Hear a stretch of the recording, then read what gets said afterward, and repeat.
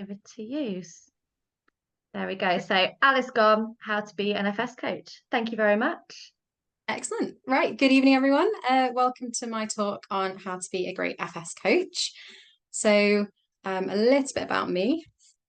If I can get the slides to move. There we go. So my name is Alice. For anyone that doesn't know me, I'm an FS coach, FS load organizer, usually found at Langar. Some people may have seen me around coaching, organising, or just general jumping. Some people may recognise me from standing in front of the wings like this. Essentially, I'm just going to chat to you tonight a little bit about my experience of becoming an FS coach, a few tips for those who are looking to become coaches, and then also talk a little bit about what I think makes a great coach. So just a little bit about my FS progression. So I started skydiving back in 2016. When I started, I was a student. I wasn't doing that many jumps per year, but I took some time building my own FS skills. So this was attending load organising events, skills camps. I was part of a single A four-way team, then moved on to doing double A teams. I also did some tunnel training as the team stuff and tunnel events. I then got my FS coach rating back in 2021. At the time that I got my rating, I was only on 263 jumps, so not a huge number. Once I got my rating, then I just continued with developing my FS skills. So that's moving on to AAA four-way, taking part in some of the higher level FS events. So things like the British sequential record last year, as well as continuing to coach and organise. And then the ongoing stuff that I do now, again, coaching, organising. I also help with training new FS coaches, so things like the Coach the Coaches events, the Uncover Your Potential event that I did last year as well. And then there's also just kind of my own stuff, so getting involved in load organising and also in four-way stuff. So a little bit about why I coach. First and foremost, because it's really rewarding. There's a lot to be said about kind of going up and jumping with a student, being able to see them progress, being able to give them their stickers, especially people who might be struggling, and kind of getting that reward from seeing someone work through something they've been finding really difficult. So I think overall it's just a really rewarding thing to do. It's also giving back to a sport that's given me quite a lot. So back when I was learning to coach, when I was learning to do FS, I remember my coaches and getting all of that coaching and all that knowledge from them, and getting quite a lot of inspiration from the people that I was around in the sport in the early days. So I kind of want to make sure that I can give that back, give students a good experience now. It's their first steps after getting their A license usually. So kind of want to make sure that people get that good first experience and actually keep people motivated to continue jumping and stick with the sport. And then also because it's fun. If I go and spend a day at Langar coaching, I have a fun day. It's a great way to jump, and it's a great way to kind of push yourself as well as give something for the students. Just a little bit then about what coaching isn't. So it's not a way to make money. Yes, you may be able to charge for coaching if you're very experienced or in certain disciplines or at certain drop zones. But that's not a motivation to be a coach. It's not going to push you to be the best coach you can be. And I don't think it's the best thing to kind of focus on at all. It's about coaching as kind of giving something to a student, not getting something for yourself.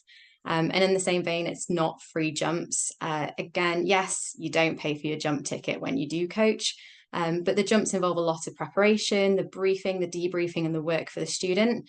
And at the end of the day, the student is who is paying for the jump. They're paying for a service, and it's about giving them the best that they can have out of that jump.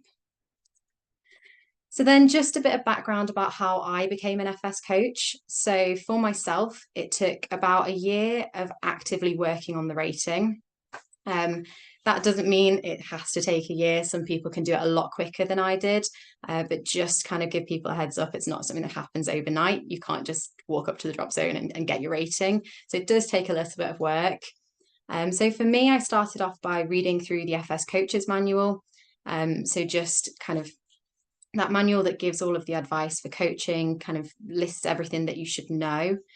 Then I moved on to some lesson planning. So sat at home, writing down my lessons, thinking about all the different skills that are involved in FS. So from start to finish, all the different skills, how I would teach them, thinking a lot about not just how to perform the skill, but how to explain that to someone that's never done that before. And that's often something that kind of comes as a bit of a surprise. when you think, oh, I want to turn right, you just turn right. But when you think about how to actually explain that to someone who doesn't know how to do that, it starts to make you think and have to break things down and actually focus on how to teach a little bit more. I then started to observe some briefs, so especially at Langar, just asking whichever coaches were around if they didn't mind me watching them and shadowing them. Tried to look at kind of a range of different coaches to pick up on a range of different styles. I then moved on to giving some practice briefs myself, so briefing my friends, especially non-skydiving friends was actually really useful for this because it forced me to try and explain things in a way to people that didn't have a clue what I was talking about. So briefing people on the ground, practicing those lessons, I found really helpful. Then I moved on to kind of working with some dummy students. So these were coaches who were pretending to be students for me, which was great to practice the in-air skills and the kind of briefing and debriefing side of things. I then started giving some briefs under supervision. So with a coach watching me and kind of chipping in if they needed to. And then repeating jumps with students. So students who'd gone up and done something that they needed to repeat, I had a coach watch me brief the student. I would then go and do the jump with them, and a coach would watch me debrief the student as well. And that again kind of gave that real experience of actually working with a student, which was really valuable. I then did my methods of instruction brief, which absolutely should have been first. Back when I was getting my rating, it was a little bit trickier to get a methods of instruction brief. But now they're often much more available. So things like the Coaches events have a methods of instruction brief as part of them. So I'd say to anyone who's looking at getting their coach rating, try and get your brief first, because it does give you a lot of tips about how to coach. So definitely something that should have come at the start. And then I moved on to some evaluation jumps. So jumping again with experienced coaches who kind of observed my skills in the sky, my briefing skills, debriefing skills, to give me that final sign off for my rating. So these are the minimum requirements to be an FS coach. This is just taken from British Skydiving. So to be an FS coach, you have to have a recommendation from a chief instructor. You need your C license and FS1. You need to have 2 hours of free fall and 2 years in skydiving. You must be either a CSBI, have attended a UK coaching course on coaching methods and communication, have specific teaching or coaching qualifications, attended a methods of instruction lecture, or attended a military methods of instruction course. And you must also be fully familiar with the current FS manuals. So becoming an FS coach then. So for anyone who is out there thinking about starting that journey to become an FS coach, the first thing that I would recommend is to sit down and think about why you want to be a coach. Make sure that you're doing it for the right reasons and that you've got good motivation to kind of inspire you to be a good coach. So like I said, it's not about money or free jumps. It's about being a good coach for the students. So kind of have that inner drive to make sure that you feel like it's the right thing for you. And also you're going to continue to push yourself to be the best coach that you can be. I'd recommend having that methods of instruction brief first. Also, as I said before, be aware that it doesn't happen overnight. It does take work, but it's work that's worth putting in to make sure that you are a good coach from the start. I would also say build your own skills first. So your flying skills, you don't have to be an amazing AAA flyer, but you do have to have a good foundation of FS skills to be able to jump with other people. You need to be able to match a student's fall rate, especially at the start, to be able to stay with them and give them those signals. They may drift, you have to be able to fly to them and make sure that you can be there with them to coach them to get better. So you have to have that solid foundation of FS skills yourself. It's also important that if you want someone to copy something that you're doing, that you're demonstrating it correctly. So in the sky, being able to signal for them to copy you, you have to have the skills to both to signal that and also to perform it accurately as well. I'd recommend observing coaches. So especially at Langar, you see a lot of FS coaches around a lot of the time. You're more than welcome to ask me to observe any briefs or debriefs I'm doing, but I'm sure a lot of people also wouldn't mind that if you want to kind of ask, do you mind if I just listen in on this brief? And it's a great way to pick up on different styles of coaching from different people. Practice with your friends like I did, especially on the ground. Find some friends, find non-skydiving friends, practice all those briefs for all the different lessons. I think that gave me a lot of confidence to begin with, because that first interaction then with a real student, and you think, I don't really know how to talk like this, I don't know how to present a lesson. Having that practice first absolutely helps a huge amount. And then there's also the foundation coaching scheme. So I'm not going to go into a lot of detail on this. If anyone does want to read into it a bit more, I know Martin did a talk at the expo about this. But the foundation coaching scheme is something that British Skydiving are doing to kind of align coaching in a more formal, standardized way, similar to other UK national governing bodies. And it is a qualification you can get in coaching. So if anyone's interested in that, I would recommend checking out the talk on that Martin did at the expo. So moving on then to what I think makes a good coach. So overall, my top thing for kind of being a good coach, I think, is communication. So it's one of the most important aspects of coaching. You're going to work with a range of different people who all have a range of different learning styles. And it's really important to be able to tailor what you're saying and how you're teaching to those different people to make sure they can get the most out of it. If a student's not progressing, reevaluate your methods. See if there's a different way you can explain something, a different way you can teach something. People learn, as I say, in many different ways. And being able to communicate that to someone is really, really important. I'm quite fortunate working in healthcare that I've had a lot of training in communication, and I continue to have a lot of CPD courses on communication skills. But CPD courses are available to anyone. So if anyone wants to kind of practice communication, get that little bit more experience or a little bit more training in communication skills, that is something that anyone can access and find. What else makes a good coach? So setting a good example. As I said, you need to be able to demonstrate skills accurately. So if you're going to get someone to copy you, you have to be doing it right yourself. So you need to be that good example, both in the sky and on the ground, on the creepers. If you lie down on a creeper to demonstrate a turn, but you're not actually doing the best turn, then you're not being that good example that the student needs to copy. So again, just make sure as yourself, you are that good example. Don't make FS coaching the only FS you do. So if the only time you put a booty suit on and go and jump on your belly is with a student, it's not the best example for the students. If you just kind of go off and track and free fly all the rest of the time. There's nothing wrong with doing those things as well, but I think it is important to show a little bit of FS outside of the FS coaching as well. I know for myself, seeing my coaches going off and doing these teams, these big events, was really quite inspiring for me as something that I could achieve through FS. And I think it's important we try and motivate these new learning skydivers to stick with FS and to try and progress in it as well. So if you show that there is more to FS than just getting your FS1 and moving on to something else, then that can be quite motivating for the students as well. The basics, so turn up in the right jumpsuit. Don't come and coach FS if you're wearing an FF jumpsuit. So just the basics. Don't rush up to the flight line at the last minute and get your check signed. Make sure you're that good example that you need to be. Be prepared, be ready to check your student. You might be jump master as a coach. So again, be ready and be on time so you have the time to be that good example. Be professional. I know that with skydiving, we all go to the bar at the end of the day, and maybe it's not the most professional environment, but just be aware to be respectful, use appropriate language. Be aware as well as a coach, if you are chatting to your friends on the drop zone, the students may be overhearing, maybe listening. If you're talking about something sketchy that's happened, they may think, oh, that's a good thing to do, we'll copy that. And just be careful to be professional, because students will listen to you, will respect you, and will look up to you as a bit of a role model. So again, just be careful about kind of what you say and how you say it. And also be aware that you're a coach, not an instructor. So there are limits on what you can do. Don't give any advice that you're not qualified to give.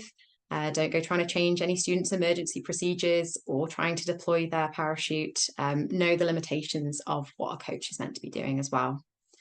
And then I also think it's super important, if you want to be a good coach, that you ensure a good experience. So as I say, at the end of the day, the student is paying for coaching, so they should get a good experience out of that. Take the time that's needed for each student. So all students will need different amounts of time. Some people may pick things up really quickly. Some people may need to work on it for a bit longer. So just make sure that for each individual student, you give them the time that they need to learn. I would say definitely don't rush to maximize jump numbers. It's super tempting to try and do as many jumps as possible throughout the day.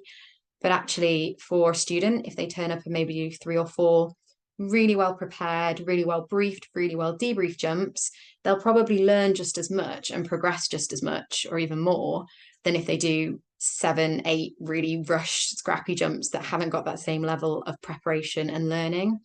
So the student progresses just as much and doesn't spend as much money, which is always good for the student. But yeah, I think just important not to kind of push for the wrong goal. We're looking for progression, not for jump numbers with coaching. Spend time on the debrief. So I often find this is where my students tend to learn huge amounts, often the most, from looking at the footage, looking at the things they need to change and improve on. So spending time on that, maybe saying, look at this, can you see anything that you want to change? Getting them immediately onto the creepers to change it is often a time when they can actually see what is happening in a more relatable sense because they can see themselves. Whereas when you teach something for the first time, they've got no frame of reference as to what that feels like or how it may need to be tweaked to be better. So the debrief is super, super important for that. And I would definitely say wear a camera. British skydiving say it's not essential for a coach, but it's recommended. But to be honest, I think that without a camera, it's super tricky to sit and debrief a jump. You as a coach are going to, well, pretty much impossible to remember the entire jump perfectly for what the student has done. And also for the student, they'll probably land in a little bit of a haze of, oh my goodness, I've done a coach jump, kind of panicking a little bit about that, maybe not remembering everything really accurately. So for them to have the footage, to see what's happened is a really, really useful tool as well. So I definitely say if you're looking to be a coach, wear a camera.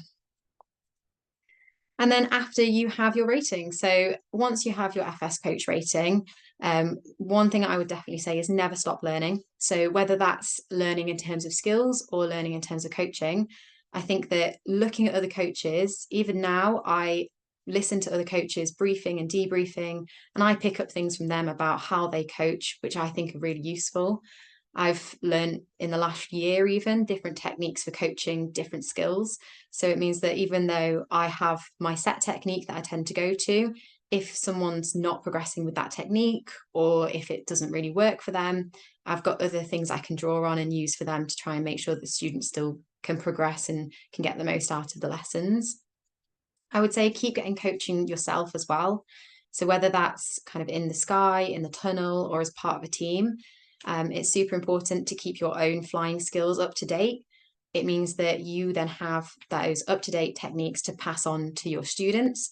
And you can also learn from the coaching as well. So the information the coach gives you, how they coach, you can maybe think, okay, that's a really great way of teaching that. I'm going to use that for my students.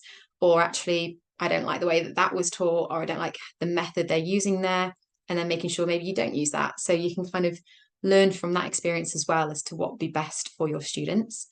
And I would also say to set a good example. As I said, it's really important you are that good example to your student, but it's not just when you're coaching, it is the rest of the time as well. They will look up to you as those role models. So continue to set that good example all the time. And also inspire learners in your discipline. So like I said, when I first did my my FS journey, got my FS1, I would look at my coaches and think, oh, you've done that. That's super cool. Or, people are progressing and doing all these amazing things.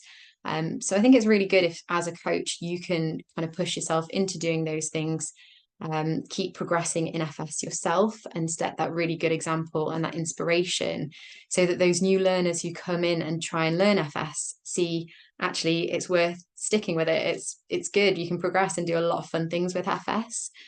So I think that's really important as well to keep inspiring the new beginners in the sport. So thank you for listening. That sums up kind of the talk side of things tonight. But if anyone has any questions, please fire away.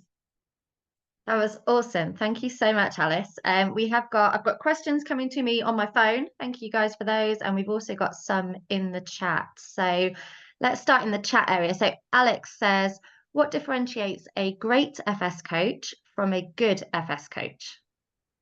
Yeah, so I think that a lot of the time, when you're learning, it's quite tricky to almost both teach the skills, but also teach in a way that's enjoyable. So I think a lot of FS coaching, it's not just about getting the information across, but it's getting the information across in a way that's best for that student in particular, and in a way that they can enjoy learning. So whilst a good coach can explain something and tell a student, okay, this is how you need to do something, I think a great coach can say, talking to a specific student, this is the best way for you to do this thing, and this is the best way for you to do it in a way that you're going to enjoy the process as well. So I think it's that distinction maybe between the kind of getting the result, but also getting the result in a way that's better for the individual and in a way they'll enjoy along the way as well. I love that. And I guess a lot of your knowledge of how to do that must come from firstly experience, but secondly observing the other coaches, like you said, you've continued to do. That kind of ties into Alex's second question, where he says, is there anything you had to adjust or change in your approach when coaching from when you just started to where you are now? Yeah, definitely. So I think when I first started, I sometimes wasn't the most succinct. I would almost not know exactly the best way to say things. And from learning, from teaching lots of different people, I now maybe know better ways of saying, okay, just try it this way, this specific way, or picking up fixes maybe that make a difference as well. When I started, I was very much, this is how it is, this is how I'm going to teach it. Whereas now I'll see someone try something and think, actually, there's slightly better ways to do that for that individual, or especially picking up when things aren't right. So I know when I first started, I would be watching someone fly and thinking, it's not working, but I'm not entirely sure why it's not working. Whereas now it's definitely that experience that helps to kind of look at something and go, oh, immediately, okay, that's why that's not working. That's what we can do to fix it. And it is just that building experience and picking those things up quicker that when I started, I was terrible at it. So, don't expect to be able to do those kind of things straight away either. That I think is where it becomes such a different skill set. Being able to fly FS is so vital, but then channeling that ability into a coaching role is just a whole new ball game, isn't it? Yeah, too many things to focus on. We've got a question from Tom who says, have you ever had a student that just isn't understanding or being able to do what you've briefed for them? And how did you get around that? Yeah, so there is a good example I have of this. I had a student, I think in total we did about 6 swoop to pin jumps. And we tried it so many different ways and they just were really struggling to get there. Every jump they were doing, there was always a little improvement, but they were just not quite making it. So one of the things we did actually was just to move on. With FS, you don't have to stick with a set order of teaching the skills. You just have to achieve them all by the time the student gets their FS1.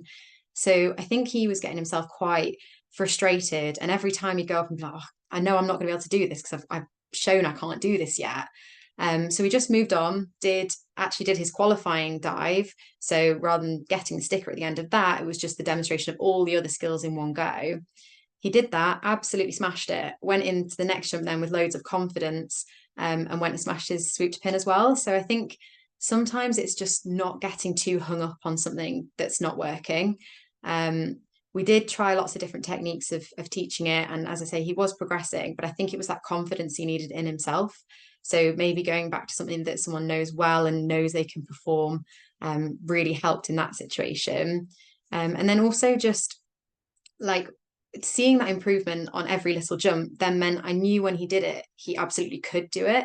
Whereas sometimes you think, oh, that might have just been a fluke that they did it that one time. But actually, when someone has shown that continual improvement and then does it, I think that's really important as well as a proof of the skill.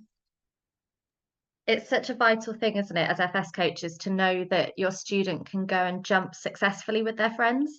Because it's so Yeah, easy to just think, I want to help you get the sticker, we'll have our photo by the wings and we'll be done with it. But actually, if they then go out with their friends and they can't get together or they really struggle with it, that's probably where we lose them in the discipline.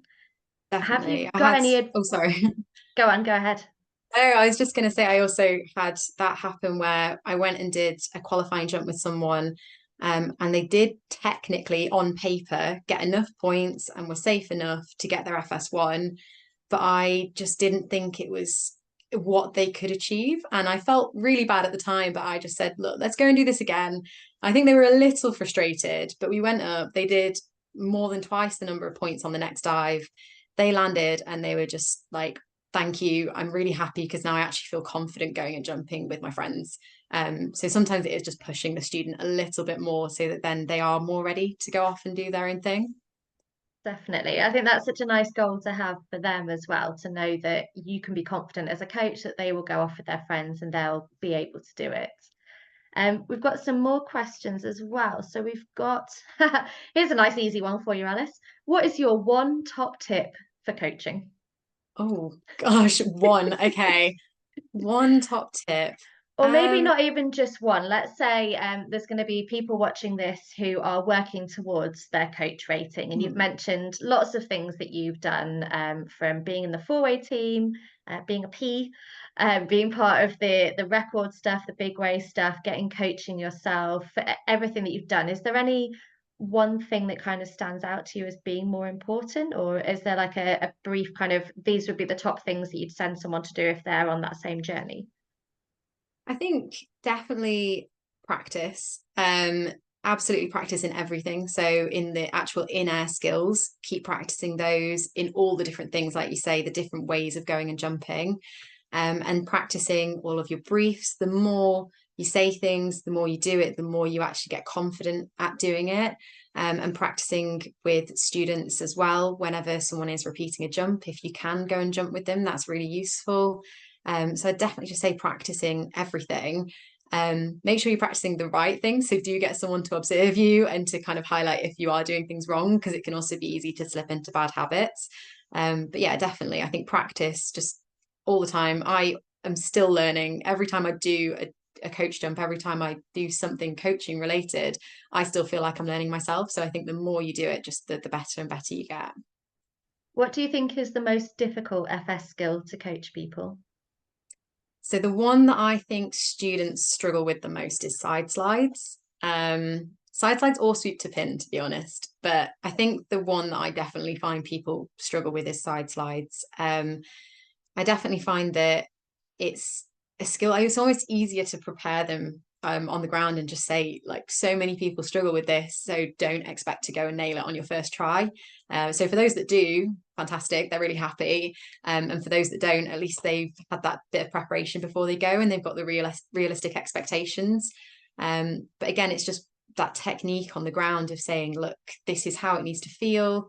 Getting lots and lots of practice on the ground on the creepers, and then in the sky as well, almost pre-briefing how you're going to say how to correct things. So with side slides, it's not necessarily the standard AFF hand signals you're going to use. You may be using other things as well. So if you can prepare that with a student on the ground and say, okay, if I need your leg to be at this angle, I'm going to do this with my arm or something like that, at least then they know, okay, if that's happening, I need to be adjusting that. And then they get a bit more value out of that jump rather than going up and just struggling and wasting the entire jump. I love that. It's just so important, isn't it, to give them every opportunity to succeed. And if you can spend the time on the ground practicing it, really talking about how it's going to feel, getting them on the creeper and thinking about, excuse me, what they're doing to make the side slide shape, and then being able to replicate it in the sky should be the final part once you've done all of that practice. We've got another question from Adam. And yeah, this ties into something you were saying earlier, actually. You mentioned how being part of the healthcare industry has given you a good foundation in communication. So that's kind of tied in. He says, do you find that coaching in skydiving has helped you in any other aspects of your life? Yeah, to be honest, I would say that. I think so. For those that don't know me, I am a dentist in my profession, and I got my coach rating before I actually got my qualification as a dentist. So I think there was definitely a tie in there about just communicating with a wide range of different people and talking about something that the person you're talking to maybe doesn't understand. So with all the coaching skills, you are talking about something that is potentially completely new to someone. And then in that other side of my life, I'm talking about lots of stuff to do with teeth that people don't necessarily understand either. So I think there's a huge transferable skill there of just being able to explain things in a way that actually makes sense to people. So making sure that it's not confusing and it's relatable and it's actually beneficial to the person that you're explaining it to. So I think both those things actually cross over in both directions. So the skills I learned through training to be a dentist and working as a dentist are useful in my communication skills in skydiving, and vice versa. I've definitely found that, yeah, they've definitely helped each other. And you're a load organizer as well. Do you find that the skills that you have from being a coach are applicable there? Yeah, 100%. So with the load organizing side of things, it's a little bit more tricky herding a huge group of people. There's a huge side of load organizing, which is just trying to get everyone into one place at one time. But definitely the briefing, debriefing skills are really important. In this situation, you have to communicate with the whole range of different methods of learning in one go. So when you are briefing something, it may be that you've jumped with certain people before, so you know, okay, that's how I'm best to explain this, or just explaining things in a couple of different ways each time, so that you know you're getting that range of people to understand it. And also with the debriefing, the whole sitting down, watching the video, being able to see things that are happening and actually pick them apart and say, okay, these are the tweaks we need to make. That's completely transferable between coaching and load organizing. And making sure that, again, the people that you're working with are getting something out of it. So the coaching needs to be enjoyable, the load organizing needs to be enjoyable. People aren't going to want to come back and spend their money to do it unless they're having fun, but also super important that they are learning from it. So again, with the coaching, the whole aim is to get their stickers. But with the organizing, it's a really, really good way for anyone to progress in that discipline, because once you've got your sticker, you often just go off and do jumps with your friends. But if you go and do some organizing jumps, at least you're getting that feedback and you're getting those tips on how to progress. So definitely it's used in both sides 100%. That's awesome. I really, really enjoyed at the beginning of your presentation how you had all the pictures of you with the wings, and Yeah. obviously with the students. I feel like there was a point last year where they were just like Alice Gomm footprints next to the wings because you've been there so often. You've obviously worked with so many people. You don't have to give any names, but are there any, or is there one student that stands out as having been particularly rewarding for you? Any stories that you can share with us where you've really enjoyed it with them? Yeah, I think definitely back at the start, I really remember the first few students that I coached and kind of the first couple of students that I successfully coached. So before I even got my rating, I was working with students quite a lot, especially repeating kind of things with the same students, and seeing those students actually progress and then getting their sticker. I think that was really, really rewarding. Kind of that first feeling of I've given out a sticker, like that first one you give, I think is definitely, I definitely remember the first sticker I gave and thinking, number one, am I okay to give this? Is this all right? But also just feeling really, really happy to have, yeah, seen a student progress to that level. And then also now I've got students that I've coached who are off doing teams at nationals. And that's really cool to see people that I've coached who are now, yeah, using those skills, moving forwards, learning more, and actually seeing that progression as well. And I think that's really, really rewarding as well.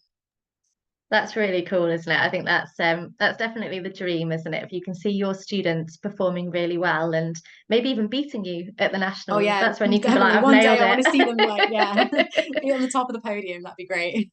Oh, amazing. Well, thank you so much, Alice. This has been such a fantastic introduction to FS coaching, and you're an amazing coach. We're so, so grateful that you are at Langer so much. And if anyone is looking for coaching, speak to Alice, or any of the coaching Around. team. But also, if you're looking for any help in developing as a coach yourself, like you said, you're happy to observe people and chat them through. So thank you so much. Thank you, everyone, for attending. Lots of thanks popping up in the chat as well. So really appreciate your time, Alice. Enjoy You're the all rest of very your evening, welcome. Thank you everyone. for coming. Bye. Okay, Thank you. bye.